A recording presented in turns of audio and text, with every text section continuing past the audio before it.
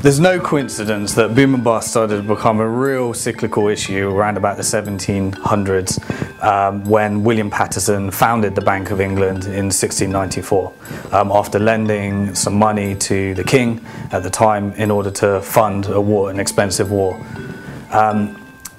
The way that it was actually struck, that was the beginning of what we call a debt-based system.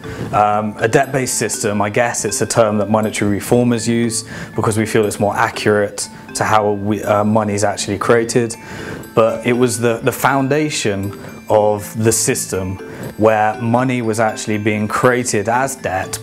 When money is created as debt, it's created as debt plus interest, which means that you continually have to refinance yourself in order to pay the shortfall of money in a system where there's more debt than actual money.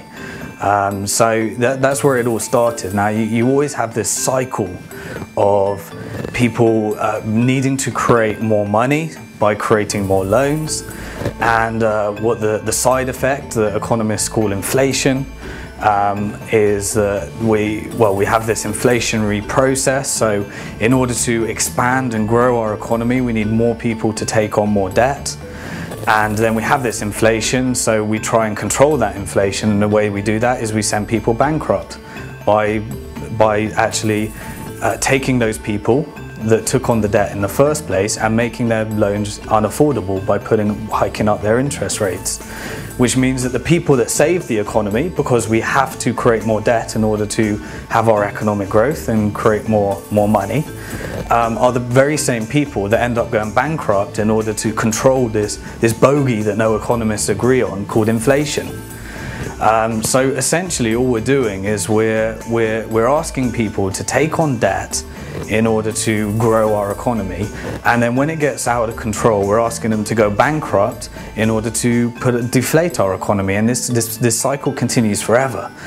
But the debt has to continually grow forever because there's more debt than money. So if you don't take on the debt, if you go bankrupt, then someone else has to take it on, so the companies take it on. If the companies can't take it on, then the government needs to take it on, which is essentially what a bank bailout is, redistributing corporate debt to government debt. And if the government can't take it on, then you do have another option, and that's to go to another country and take some of their money that they've created as debt, which is why we end up in a scenario where we've created organizations that allow and facilitate more debt and these exporting culture in order to try and get someone's debt-free money to inject into their economy in this game that no one can win. And this debt continually perpetuates forever. And these are the financial crises when people can no longer afford to repay the debt, and then it crashes the economy back down, and then we try and push on more debt. And so you notice that debt is just exponentially increasing until the whole cards eventually falls. But I'm hoping that we'll reform the way money is created before we do that, because it's a completely unnecessary consequence that none of us want to suffer and none of us need to suffer.